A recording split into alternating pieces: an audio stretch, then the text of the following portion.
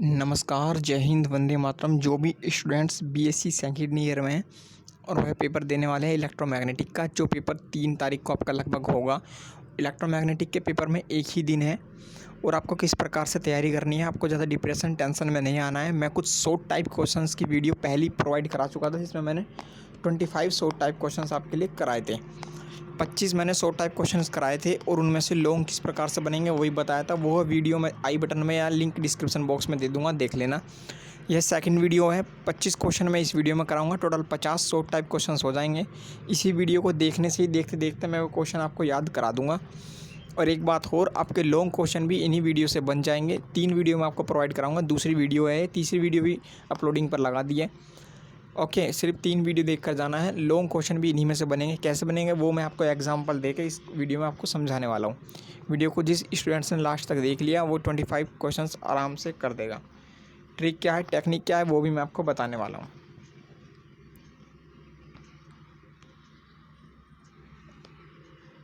मान लीजिए आप एक शॉर्ट टाइप क्वेश्चन है 10 के 10 शॉर्ट टाइप क्वेश्चन आपके इन्हीं वीडियो से आने, जो 3 वीडियो मैं आपको प्रोवाइड करूँगा। तो 10 शॉर्ट टाइप क्वेश्चन के आ गए आपके 20 नंबर, 20 नंबर हो गए। चलो एग्जामिनर ने आपके 20 नहीं 15 मार्क्स भी अगर आपको दिए। लॉन्ग क्वेश्चन भी इन्हीं वीडियो से बनेंगे। लॉन्ग क्वेश्चन 4 आते हैं, 8 आते हैं, जिनमें से आपको 4 करने होते हैं।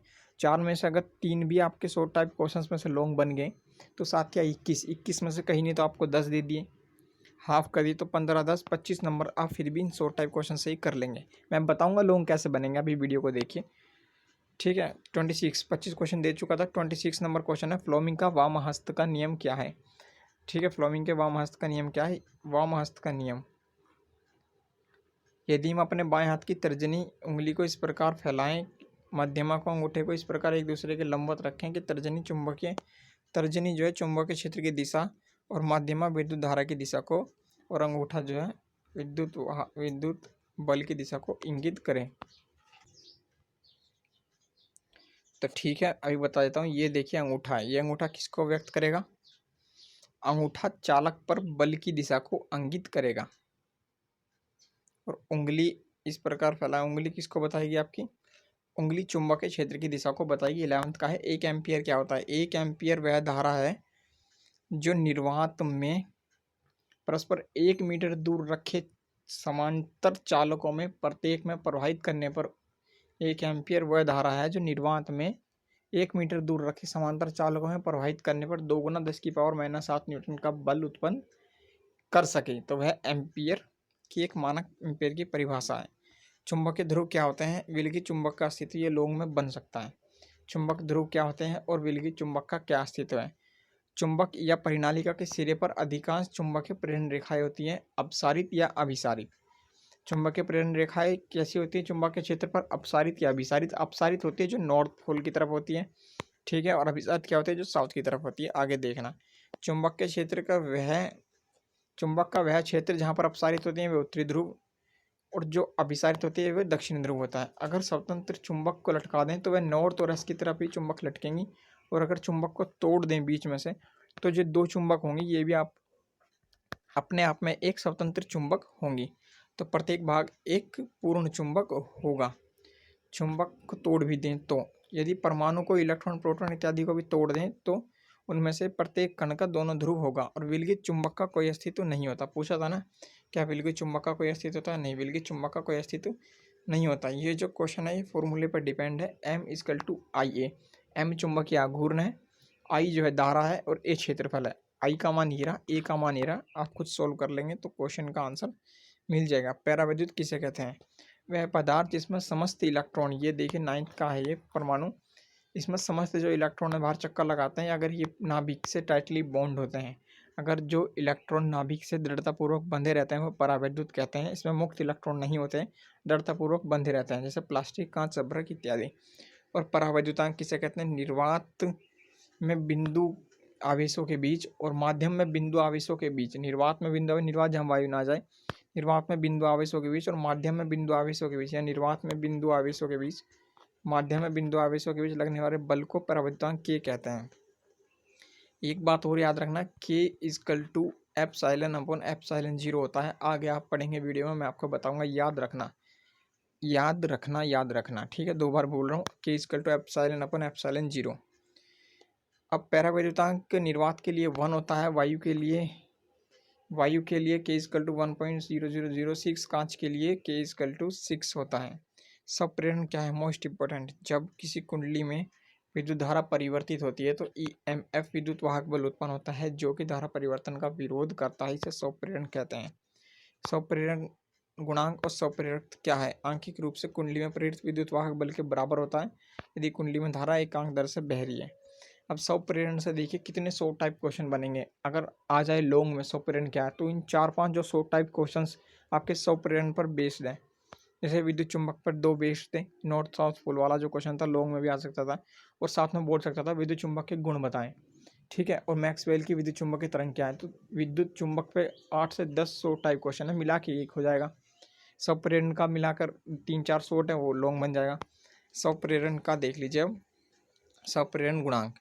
स्वप्रेरण गुणांक वही जब कुंडली में प्रवाहित धारा में परिवर्तन होता है तो एक चुंबक के फ्लक्स में परिवर्तन होता है, विद्युत वाहक बल प्रेरित हो जाता है, जो धारा परिवर्तन विद्युत वाहक बल उत्पन्न होता है जो धारा का विरोध करता है, ठीक है, इसे स्वप्रेरण कहते हैं। मान लीजिए कुंडली में n तो फेरे हैं, I विद्युत धारा है, फाई चुंबकीय फ्लक्स हैं, तो फॉर्मूला क्या बन जाएगा आपका, n अनुक्रमानुपाती हो जाएगा। I के अनुक्रमानुपाती को हटाने के लिए L का सहारा लेंगे, फॉर्मूला जो बन जाएगा L equal to n phi upon I। याद रखना, नेक्स्ट इसी से बना हुआ क्वेश्चन है।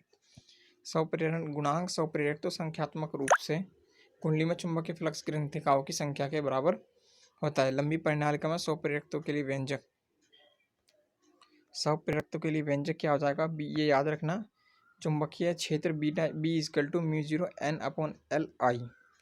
म्यू क्या है, चुंबकशीलता है, और फाई इक्वल टू है बी ए, बी की ऊपर की वैल्यू रख देना, ए इसमें ऐड कर देना, और चुंबकीय फ्लक्स एन फाई बी, और एन फाई बी का मान कितना है ऊपर, ये पूरा का पूरा यहाँ पुट कर देना, और यहाँ पर अब आपको क्या कर देना, एन फाई बी है तो एन का स्क्वायर हो जाएगा, और नीचे जो है एल इक्वल टू क्या होता है, एन फाई बी अपॉन आई।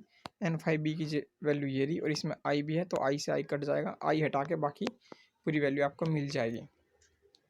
नॉर्मल है, समझ सकते हैं, सेम टू सेम प्रोसेस इसमें भी है, रिवीजन हो जाएगा टोराइड वाले में, बस इसमें नीचे 2 पाई, जैसे कि B equal to mu 0 N I upon L था पिछले में, इसमें म्यू 0 2 पाई, और यहाँ पर आर लगा है, फिर से वापस करेंगे तो five B equal to B A add हो जाएगा, फिर एन फाइव बी की वैल्यू रख देंगे mu 0 2 pi N square I A upon R, और एल क्या होता है, N five B upon I, I से आई कट जाएगा, जो बची हुई वैल्यू है वो L equal to mu N square A 2 pi R आ जाएगी। लॉगरिथमिक अपक्षय क्या होती है, यदि धारामापी में अवमंदन को न्यूनतम करने का प्रयास किया जाता है। मान लीजिए प्रक्षेप्य धारामापी में अवमंदन को न्यूनतम करने का प्रयत्न किया जाए, परंतु फिर भी वायु में जो कुंडली है प्रवाहित धारा है उसमें कुछ ना कुछ अवमंदन हमेशा रहता है, ठीक है, वो विक्षेप घटता जाता है। ये 5 1 5 2 5 3 5 4 विक्षेप है, और जो फॉर्मूला बनेगा आपका ये होता है आपका 5 1 upon 5 2 5 2 upon 5 3 5 3 upon 5 4 equal to D. ये आपका हो जाएगा log E D equal lambda, log E D equal to lambda क्या होता है, लॉगरिथम अपक्षय। फैराडे का नियम का समाकलन रूप आपको लिखना है। फैराडे का नियम का समाकलन रूप, किसी बंद परिपथ के भीतर विद्युत वाहक बल से चुंबकीय फ्लक्स में ऋणात्मक चुंबकीय फ्लक्स में परिवर्तन की ऋणात्मक दर के बराबर होता है।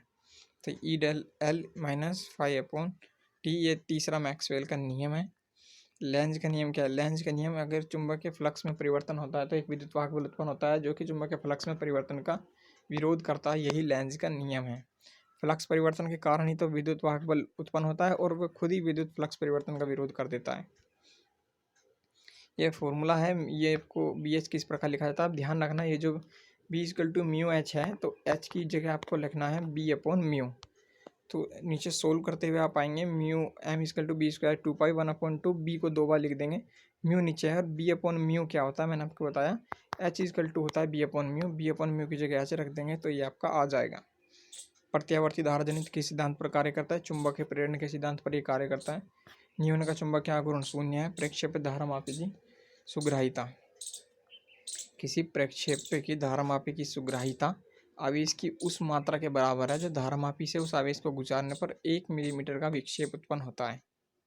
प्रक्षेपित धारामापी की सुग्राह्यता किसके बराबर है? उस आवेश के बराबर है जिससे धारामापी से गुजरने पर 1 मिलीमीटर का विक्षेप उत्पन्न होता है। ठीक है, प्रक्षेपित धारामापी के लिए फॉर्मूला 2π/T गुना धारा सुग्राह्यता। शुद्ध प्रेरकत्व से क्षय हुई औसत शक्ति कितनी है? ये 0 होती है। एक समान गति से विद्युत आवेश कौन कौन सा क्षेत्र उत्पन्न करता है? विद्युत और चुंबकीय क्षेत्र उत्पन्न करता है। अन्योन्य प्रेरकत्व को समझाइए। दो कुंडलियों में अन्योन्य प्रेरकत्व गुणांक या अन्योन्य प्रेरकत्व आंकिक रूप से कुंडली में प्रेरित विद्युत वाहक बल के बराबर होता है, तो दूसरी कुंडली में जो एकांक दर से बह रही है। अन्योन्य प्रेरकत्व गुणांक, इसका व्यंजक m=-E∆I/ΔT और हेनरी में इसको ये होता है। चल कुंडली धारामापी की सुग्राह्यता सेम टू सेम है ऊपर जो बताया था प्रक्षेपित धारामापी की सुग्राह्यता के। कुंडली में धारामापी, चल कुंडली धारामापी की सुग्राह्यता दर्पण से 1 मिलीमीटर दूर स्थित पैमाने पर नापे गए उस विक्षोभ के बराबर है जो कुंडली में 1 माइक्रोएम्पियर धारा उत्पन्न करने से उत्पन्न होता है। 1 मीटर दूर स्थित पैमाने पर मिलीमीटर में नापे गए उस विक्षोभ के बराबर है जो कुंडली में 1 माइक्रोएम्पियर की धारा प्रवाहित करने पर होता है। अब लॉन्ग में आ सकता है अवकल और समाकलन में मैक्सवेल की समीकरणें। 1862 में मैक्सवेल ने विद्युत और चुंबकत्व के 4 नियम की 4 मौलिक समीकरण दी।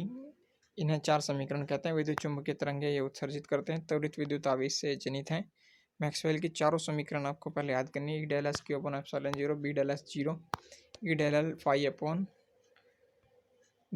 और B∆L μ0 I∈0 अब इनका नाम है, पहली जो समीकरण है वह गॉस का नियम है, दूसरी चुंबकत्व गॉस का नियम है, तीसरी विद्युत चुंबकीय फैराडे का नियम है, चौथी मैक्सवेल का संशोधित एम्पियर नियम है। अब इनका अवकल रूप भी आपको याद करना है जो कि आगे पूछा जाएगा।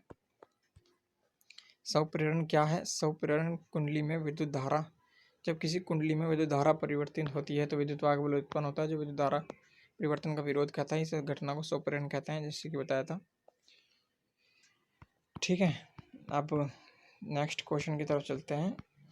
स्वप्रेरण हो गया। अब स्वप्रेरण के बाद L और I में ऊर्जा किस रूप में संचित होती है? चुंबकीय क्षेत्र के रूप में संचित होती है। विद्युत चुंबकीय तरंगे क्या है?